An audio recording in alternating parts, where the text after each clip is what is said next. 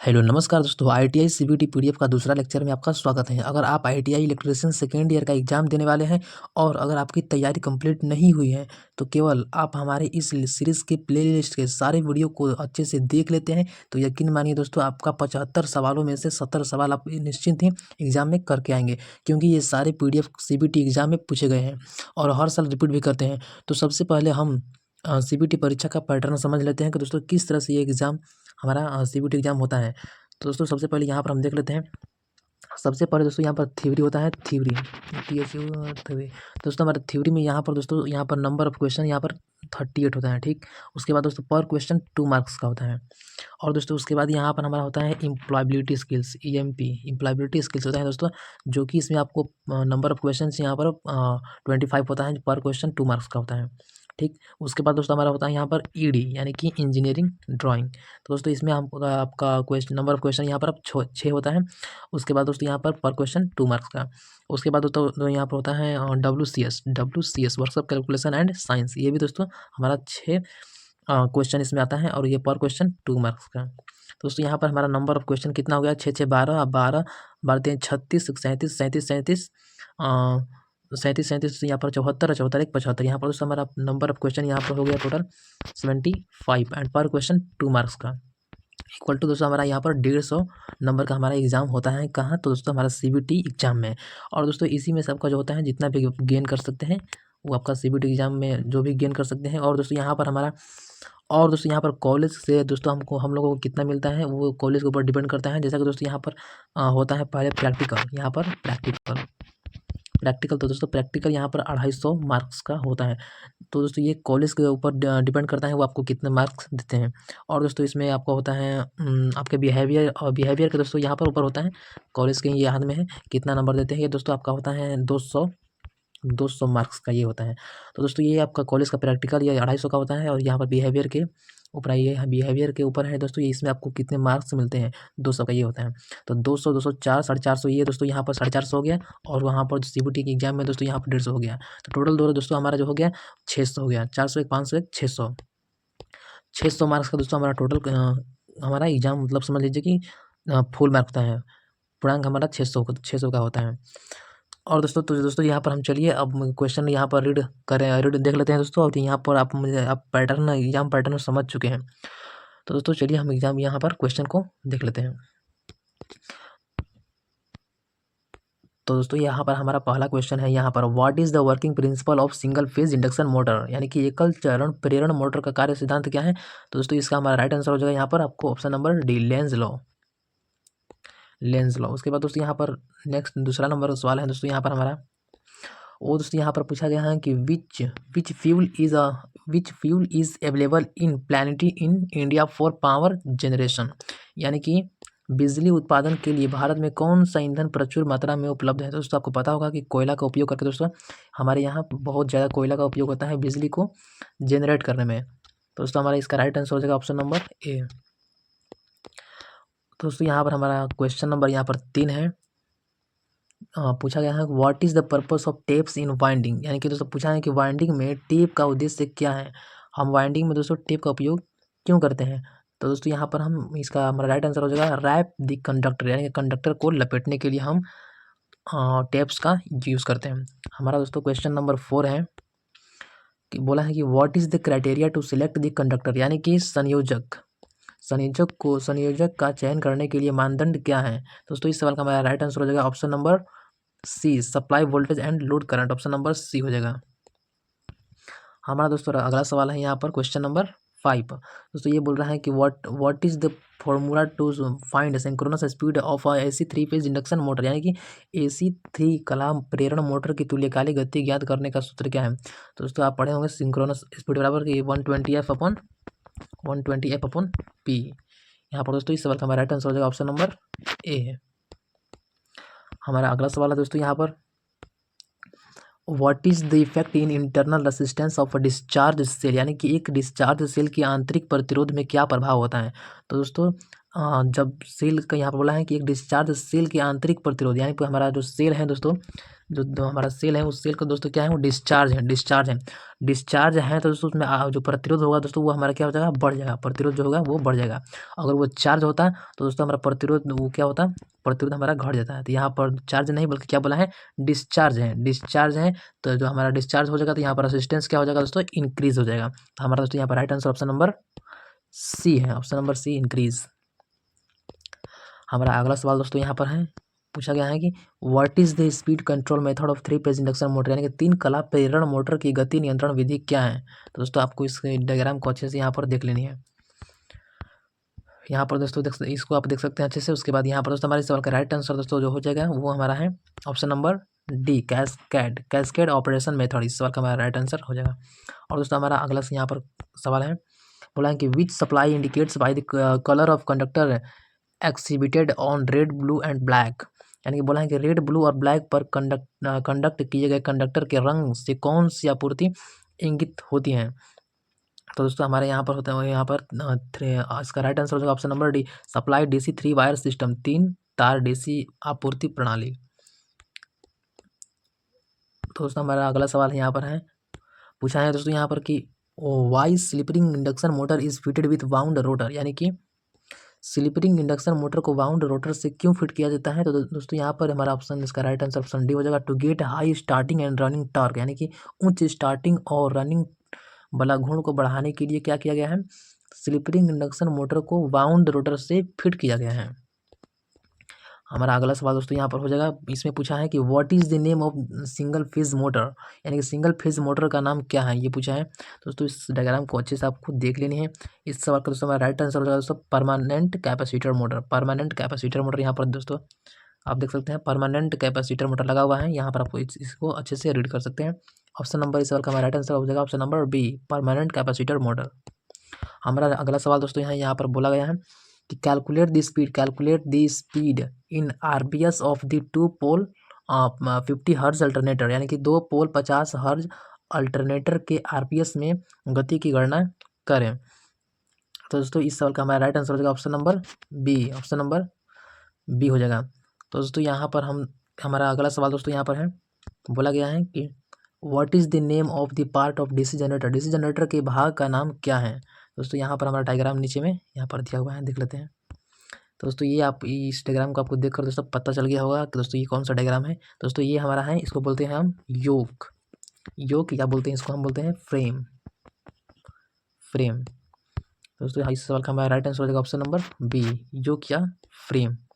हमारा अगला सवाल दोस्तों यहाँ पर है, बोला गया है दोस्तों यहाँ पर कि what is the formula to calculate the resonance frequency in an oscillator circuit, यानी कि एक दोलक सर्किट में अनुनाद आवृत्ति की गणना करने का सूत्र क्या है। तो इस सवाल का हमारा दोस्तों राइट आंसर हो जाएगा one upon 2 pi root L C. इस सवाल का दोस्तों हमारा राइट आंसर हो जाएगा option number D, 1/2 pi root L C. इस सवाल का हमारा राइट आंसर है। दोस्तों हमारा अगला सवाल है यहाँ पर, what is the necessity of starter for DC motor, यानी कि डीसी मोटर के लिए स्टार्टर की क्या आवश्यकता है, डीसी मोटर के लिए स्टार्टर की क्या आवश्यकता है, ये पूछा गया है। दोस्तों इस सवाल का राइट आंसर हो जाएगा हमारा option number B, option number B, limit the armature current, armature current को सीमित करने के लिए डीसी मोटर में स्टार्टर को फिट किया जाता है। इस तरह से दोस्तों आपको इसको रीड करना है, ठीक है।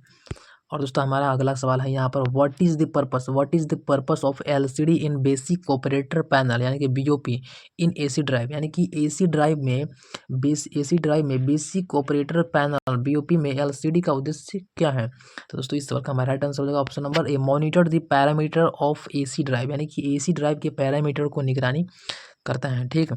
हमारा दोस्तों अगला सवाल है यहाँ पर, इसमें बोला है कि which type of speed control of DC series motor, यानी कि डीसी श्रृंखला मोटर का गति नियंत्रण किस प्रकार का है। दोस्तों इसका हम देख लेते हैं डायग्राम पहले। तो दोस्तों यहाँ पर डायग्राम यहाँ पर देख सकते हैं पैरेलली है इस, ठीक, यहाँ पर पैरेलली है। तो दोस्तों यहाँ से हम देख लेते हैं इसका ऑप्शन क्या है। तो दोस्तों यहाँ पर आप देख सकते हैं इसका ऑप्शन में दिया गया है फील्ड पैरेलल मेथड, यानी कि क्षेत्र समानांतर विधि। दोस्तों इस सवाल का राइट आंसर हो जाएगा हमारा ऑप्शन नंबर ए। हमारा दोस्तों इसका अगला सवाल है, यहाँ पर अगला सवाल में दिया हुआ है कि what is the electric drive, what is the electric drive, electric drive क्या है दोस्तों। यहाँ पर इस सवाल का राइट आंसर हो जाएगा option number D, option number D, an electromechanical device for controlling motor, यानी कि मोटर को नियंत्रित करने के लिए एक विद्युत यांत्रिक उपकरण। हमारा दोस्तों अगला सवाल यहाँ पर है क्वेश्चन नंबर 18। इसमें बोला है दोस्तों कि name the part marked as X, यानी कि एक्स के यहाँ पर जो एक्स दोस्तों यहाँ पर दिया हुआ है, यहाँ पर ये डायग्राम दोस्तों किस चीज़ का है, ये किस चीज़ का है, इसको इंडिकेट किया है, ये किस चीज़ का है वो यहाँ पर दिया हुआ है। तो दोस्तों ये है हमारा खुरादा, यानी कि मैंड्रल, इसको मैंड्रल हम बोलते हैं, खुरादा है। तो दोस्तों इसका करेक्ट आंसर हो जाएगा हमारा ऑप्शन नंबर डी। हमारा दोस्तों यहाँ पर अगला सवाल है, अगला में बोला है दोस्तों कि यहाँ पर which type of voltage is induced dynamically in a DC generator, यानी कि डीसी जनरेटर में किस प्रकार का वोल्टेज गतिशील रूप से प्रेरित होता है। तो दोस्तों इस सवाल का हमारा राइट आंसर हो जाएगा option number D, alternating voltage, alternating voltage. और दोस्तों हमारा यहाँ पर अगला सवाल है दोस्तों, बोला गया है कि विच circuit breaker is installed along with wire circuit against leakage current protection, यानी कि लीकेज करंट प्रोटेक्शन से बचाव हेतु वायरिंग सर्किट के कौन सा सर्किट ब्रेकर लगाया जाता है। दोस्तों लीकेज करंट को प्रोटेक्ट करने के लिए हम लोग कौन से एमसीबी का प्रयोग करते हैं दोस्तों, आपको पता होगा ईएलसीबी, यानी कि अर्थ लीकेज सर्किट ब्रेकर, यानी कि ईएलसीबी का हम लोग प्रयोग करते हैं। हमारा दोस्तों यहाँ पर अगला सवाल यहाँ पर हो जाएगा, यहाँ पूछा गया है how many characters are in hexadecimal number system, यानी कि हेक्साडेसिमल संख्या प्रणाली में कितने वर्ण होते हैं। तो यहाँ पर दोस्तों 16, यहाँ पर option number B is right answer. हमारा दोस्तों यहाँ पर अगला सवाल है, यहाँ पर बोला गया है दोस्तों what is the function of inverter, यानी कि इन्वर्टर का कार्य क्या है। तो convert DC to AC, option number A. Inverter का दोस्तों कार्य हमारा है एक डीसी को एसी में कन्वर्ट करता है। हमारा दोस्तों यहाँ पर अगला सवाल है, यहाँ पर क्वेश्चन नंबर 23। यहाँ पर 23 में बोला है दोस्तों what is the full form of UPS, यानी कि यूपीएस का फुल फॉर्म क्या है। तो अनइंटरप्टेड पावर सप्लाई दोस्तों हमारा यूपीएस का फुल फॉर्म है। तो दोस्तों इस सवाल का राइट आंसर हो जाएगा ऑप्शन नंबर सी। हमारा दोस्तों यहाँ पर अगला सवाल है, यहाँ पर बोला गया है कि which type of line insulator is used at the dead ends of the HT overhead lines, यानी कि ओएचटी ओवरहेड लाइन के अंतिम सिरों पर किस प्रकार के लाइन इंसुलेटर का उपयोग किया जाता है। दोस्तों इस सवाल का राइट आंसर हो जाएगा option number D, option number B, sorry B, disc type insulator, disc insulator. हमारा दोस्तों यहाँ पर अगला सवाल है, इसमें बोला है दोस्तों को what is the type of amplifier, amplifier का प्रकार का नाम क्या है। तो दोस्तों इस यहाँ पर आपको यहाँ इस डायग्राम को अच्छे से देख लेनी है। और दोस्तों इसका हमारा राइट आंसर हो जाएगा ऑप्शन नंबर ए, common ammeter amplifier, common ammeter amplifier. और दोस्तों हमारा अगला सवाल है, यहाँ पर बोला गया है कि what is the name of AC coil winding, what is the name of AC coil winding, AC coil winding का क्या नाम है। तो दोस्तों ये हमारा आपको यहाँ पर डायग्राम को अच्छे से देख लेनी है। तो दोस्तों ये हमारा है, यहाँ पर दोस्तों ये है हमारा होल कॉइल वाइंडिंग, पूरे कुंडल वाइंडिंग। तो दोस्तों इस सवाल का राइट आंसर हमारा ऑप्शन नंबर डी हो जाएगा। हमारा दोस्तों यहाँ पर अगला सवाल है, इसमें बोला गया है दोस्तों कि calculate the pitch factor KP for a winding having 36 stator slots 4 pole with angle A is 30 degree in alternator, यानी कि अल्टरनेटर में 30 डिग्री कोण है, ए के साथ 36 स्टेटर स्लॉट 4 पोल वाले घुमावदार के लिए पिच फैक्टर केपी की गणना करें। तो दोस्तों इस सवाल का राइट आंसर हो जाएगा दोस्तों हमारा ऑप्शन नंबर सी। यहाँ पर आपको सोल्व कर सकते हैं। अगर दोस्तों इसका फॉर्मूला पता नहीं है तो दोस्तों आप हमें कमेंट बॉक्स में जरूर बताइएगा। और दोस्तों हमारा अगला सवाल यहाँ पर है which type of single phase motor is illustrated, एकल चरण मोटर किस प्रकार का निर्देशित है। दोस्तों इसका आप डायग्राम अच्छे से देख लीजिए, उसके बाद इसका हम ऑप्शन देख लेते हैं। यहाँ पर दोस्तों हमारा इसका ऑप्शन है capacitor start, capacitor run motor. यहाँ पर दोस्तों यहाँ पर capacitor start, capacitor run motor, यहाँ पर आप डायग्राम यहाँ पर देख सकते हैं कैपेसिटर स्टार्ट और कैपेसिटर रन मोटर। हमारा दोस्तों यहाँ पर अगला सवाल है, बोला गया है कि what is the armature core of DC generator is laminated, यानी कि क्यों एक डीसी जनरेटर के आर्मेचर कोर को पटलित करते हैं। दोस्तों हम यहाँ पर क्या करते हैं तो उसको करते हैं reduce eddy current loss, reduce eddy current को लॉस करने के लिए हम यहाँ पर उसके आर्मेचर कोर को पटलित करते हैं, डीसी जनरेटर के आर्मेचर कोर को लेमिनेट करते हैं। तो दोस्तों इस सवाल का राइट आंसर हो जाएगा हमारा ऑप्शन नंबर बी। हमारा दोस्तों अगला सवाल है, हमारा दोस्तों इसका अगला सवाल है यहाँ पर दिया गया है, इसमें बोला है दोस्तों यहाँ पर which multivibrator produce a repetitive pulse wave from output, यानी कि दोस्तों हमारा कौन सा मल्टी वाइब्रेटर एक repetitive pulse wave from output उत्पन्न करता है। दोस्तों इस सवाल का राइट आंसर हो जाएगा option number D, stable multi vibrator, stable multi vibrator. हमारा दोस्तों अगला सवाल है, यहाँ पर बोला गया है कि why of feedback network is used in the oscillator, यानी कि दोलक में एक फीडबैक नेटवर्क का उपयोग क्यों किया जाता है। तो दोस्तों इस सवाल का राइट आंसर हमारा हो जाएगा ऑप्शन नंबर, यहाँ पर देख सकते हैं इस डायग्राम को अच्छे से देख लीजिए। दोस्तों इस सवाल का हमारा राइट आंसर हो जाएगा option number A, two phase shift this signal by 180 degree, यानी सिग्नल को 180 डिग्री से फेज शिफ्ट करने के लिए। हमारा दोस्तों यहाँ पर अगला सवाल है, अगला सवाल दोस्तों यहाँ पर हमारा बोला गया है which rule is applied to identify the direction of flux in DC motor, यानी कि डीसी मोटर में फ्लक्स की दिशा की पहचान करने के लिए कौन सा नियम लागू किया जाता है। इसके लिए दोस्तों हम लोग हमारा ऑप्शन नंबर डी, यानी कि फ्लेमिंग्स के लेफ्ट हैंड रूल का नियम प्रयोग किया जाता है डीसी मोटर में। और डीसी जनरेटर का बात करता हूँ तो उसमें हमारा फ्लेमिंग्स का राइट हैंड रूल हो जाता है। दोस्तों हमारा अगला सवाल यहाँ पर है, यहाँ पर बोला गया है दोस्तों कि what is the name of circuit breaker, what is the name of circuit breaker. दोस्तों इसमें क्या भरा हुआ है, इसमें एयर भरा हुआ है, क्या भरा हुआ है, एयर। दोस्तों इस सवाल का हमारा राइट आंसर हो जाएगा ऑप्शन नंबर, यहाँ पर देख लेते हैं, यहाँ पर option number C, air blast circuit breaker, air blast circuit breaker है दोस्तों ये। और दोस्तों यहाँ पर हमारा अगला सवाल है, यहाँ बोला गया है कि which formula is use to calculate EMF या phase in a ideal alternator, एक आदर्श अल्टरनेटर में ईएमएफ फेज की गणना करने के लिए किस सूत्र का उपयोग किया जाता है। तो ई इक्वल टू 4.445 FT। दोस्तों इसको आप याद कर लीजिएगा, ठीक, ऑप्शन नंबर ए। हमारा दोस्तों यहाँ पर अगला सवाल है, यहाँ बोला गया है what is the working principle of split phase motor, split चरण मोटर का कार्य सिद्धांत क्या है, तो लेंस लॉ, इसको याद कर लीजिए ऑप्शन नंबर डी। हमारा दोस्तों यहाँ पर अगला सवाल बोला गया है कि यहाँ पर डायग्राम दिया गया है और बोला गया है कि दोस्तों यहाँ पर ये कौन सा डायग्राम है, यहाँ पर इसको इंडिकेट किया है, जो इसको बोला गया है ये क्या है। तो दोस्तों इसका हमारा राइट आंसर होगा commutator, commutator riser, option number B, commutator riser है कौन, ये कम्यूटेटर रेजर। हमारा दोस्तों यहाँ पर अगला सवाल बोला गया है which device is use to test stator winding short and open fault, यानी कि स्टार्टर वाइंडिंग शॉर्ट और ओपन फॉल्ट का परीक्षण करने के लिए किस उपकरण का उपयोग किया जाता है। तो दोस्तों इसका राइट आंसर हो जाएगा option number D, internal grounder. हमारा दोस्तों यहाँ पर अगला सवाल है which material is used in solar cell, सौर सेल में किस सामग्री का उपयोग किया जाता है। तो ऑप्शन नंबर सी, सिलिकॉन। आप दोस्तों यहाँ पर देख सकते हैं, यहाँ पर हमारा 38 क्वेश्चन यहाँ पर थ्योरी का दोस्तों यहाँ पर हमारा 38 क्वेश्चन क्या हुआ, कंप्लीट हुआ दोस्तों। अब दोस्तों यहाँ पर हम पढ़ेंगे क्या, तो दोस्तों यहाँ पर हमारा चालू हो गया है वर्कशॉप कैलकुलेशन एंड साइंस, यानी कि WCS, workshop calculation and science. तो दोस्तों इसमें हमारा क्वेश्चन दिया है which is the use to reduce the friction in machine parts, यानी कि मशीन भागों में घर्षण को कम करने के लिए किसका उपयोग किया जाता है। तो लुब्रिकेंट्स का, यानी कि स्नेह का दोस्तों हम लोग यूज़ करते हैं क्या करने के लिए, तो घर्षण को कम करने के लिए, मशीन के भाग को घर्षण को कम करने के लिए करते हैं स्नेह का उपयोग।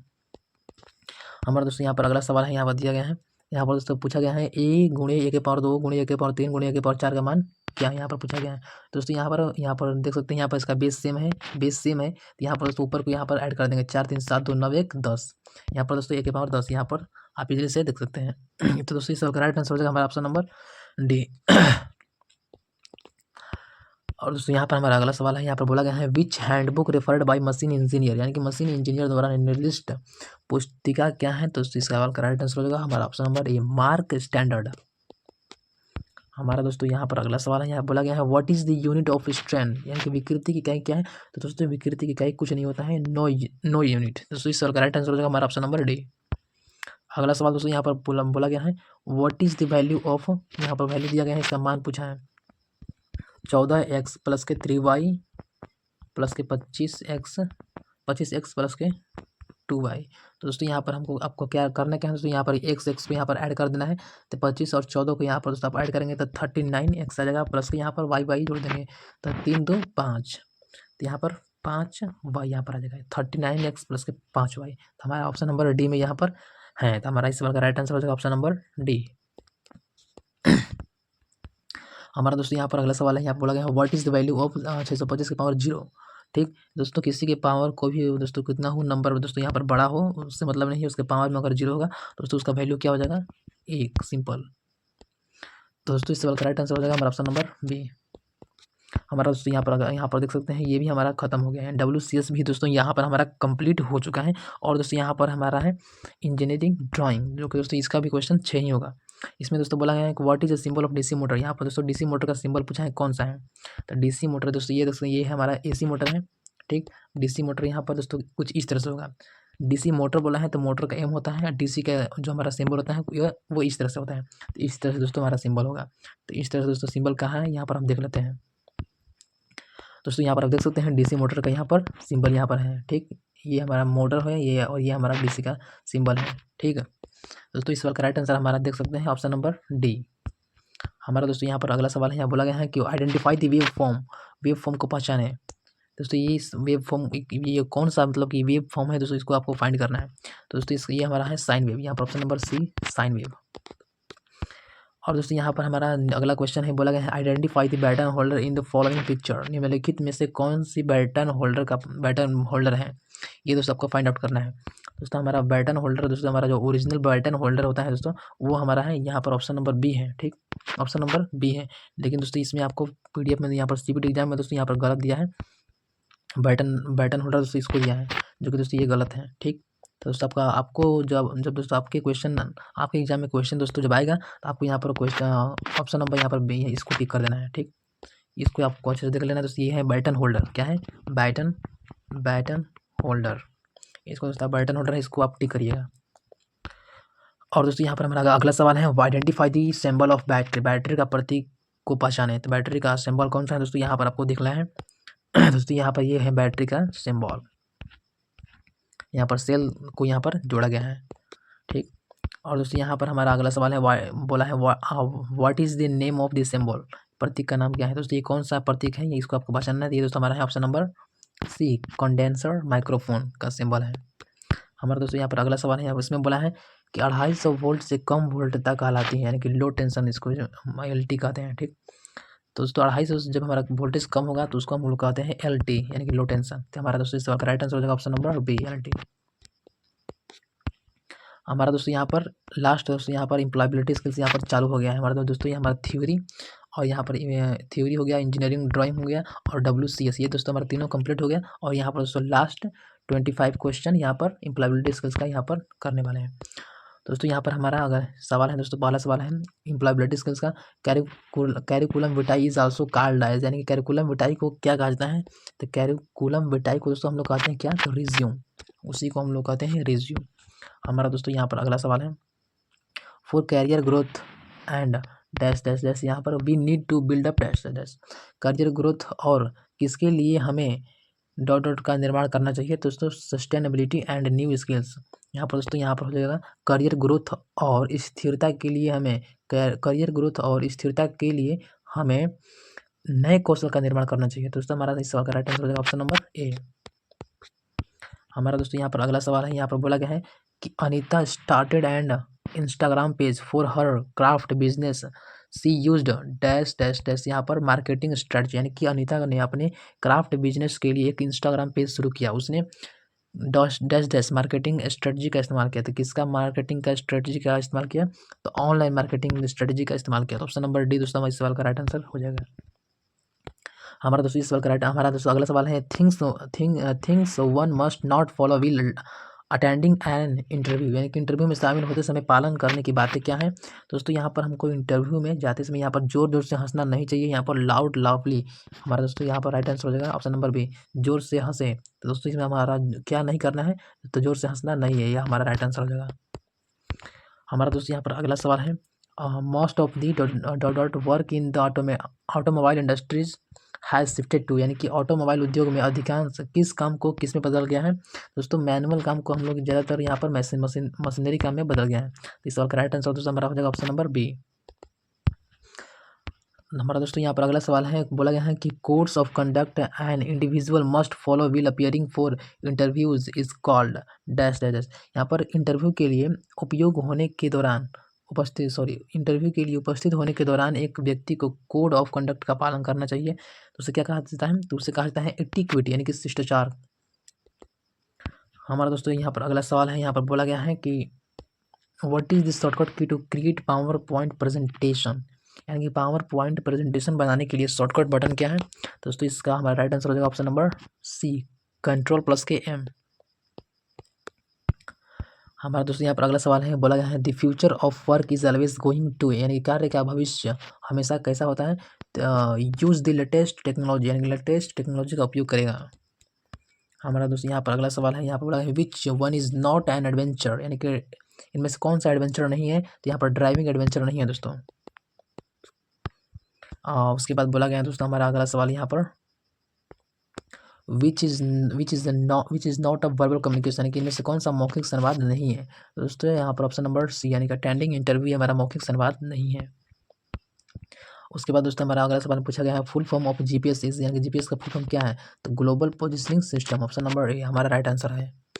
उसके बाद दोस्तों हमारा अगला सवाल यहाँ पर बोला गया है a computer that provides data to other computers is called, यानी कि एक कंप्यूटर को दूसरे कंप्यूटर को डाटा के प्रदान करता है, उसे क्या कहा जाता है? सर्वर। उसे क्या कहा जाता है? तो सर्वर। हमारा right answer option number C हो जाएगा। हमारा अगला सवाल दोस्तों यहाँ पर है what is the influenced by rapid change in technology, यानी कि टेक्नोलॉजी में तीव्र परिवर्तन से क्या प्रभावित होता है? तो फ्यूचर ऑफ वर्क, कार्य का भविष्य प्रभावित होता है। हमारा दोस्तों यहाँ पर अगला सवाल है the principal issue circle about the dress code to be follow by all student, this is the dash dash dash communication, यानी कि प्राचार्य ने सभी छात्रों द्वारा ड्रेस कोड का पालन करने के बारे में एक सर्कुलर जारी किया। यह कैसा संचार है? तो ये है फॉर्मल, यानी कि औपचारिक यहाँ पर संचार है। हमारा दोस्तों यहाँ पर अगला सवाल है, बोला गया what is the 3 point element to remember will doing a survey करते समय याद रखने वाले 3 महत्वपूर्ण बातें कौन सी हैं? तो listening and observe and learn, option number ए दोस्तों इस सवाल का राइट आंसर हमारा हो जाएगा। हमारा दोस्तों इसमें अगला सवाल है, बोला गया है कहाँ गया?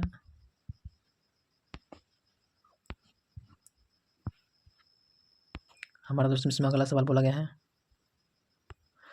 ह्यूमन रिसोर्सेज आर, मानव संसाधन क्या है? तो योर स्टाफ, आपके सहकर्मी। उसके बाद दोस्तों हमारा यहाँ पर अगला सवाल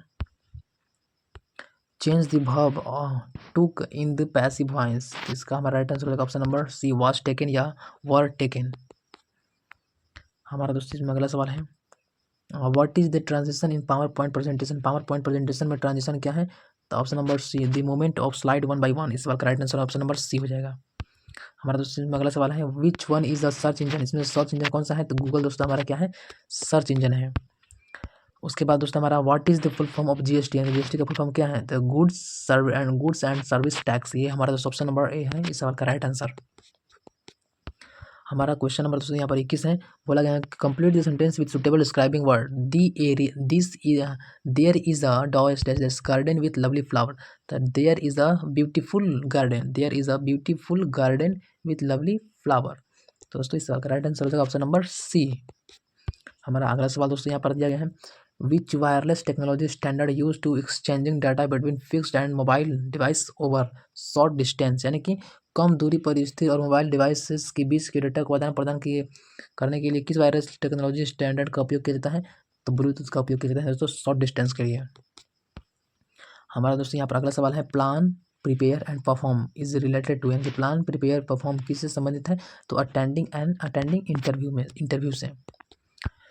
हमारा दोस्तों यहाँ पर अगला सवाल है when you speak to your supervisor you should be, यानी कि आप जब आप अपने सुपरवाइजर से बात करेंगे तो किस तरह से बात करेंगे? तो फॉर्मल या इनफॉर्मल? तो दोस्तों यहाँ पर हमारा फॉर्मल तरीके से, औपचारिक तरीके से हम बात करेंगे। हमारा दोस्तों यहाँ पर लास्ट क्वेश्चन है, यहाँ पर the crucial step that all face will steering their career is dash dash dash, अपने करियर शुरू करते समय सभी को जिस महत्वपूर्ण कदम का सामना करना पड़ता है वह क्या है?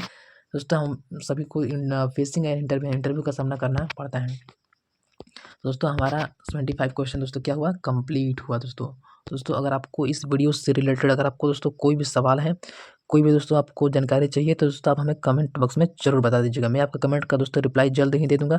और दोस्तों इस प्लेलिस्ट के वीडियो को इस वीडियो को दोस्तों इजीली से आप अच्छे से देख लीजिएगा ताकि दोस्तों आपका पीडीएफ का पढ़ने का दोस्तों फ़ायदा मिल सके। और दोस्तों आप इसको अच्छे से देख लेते हैं तो दोस्तों आपका अच्छा मार्क्स यहाँ पर आपको ईज़िली से सीबीटी में गेन हो जाएगा। तो दोस्तों मिलते हैं एक और नए वीडियो के साथ, तब तक के लिए जय हिंद, जय भारत, वंदे मातरम।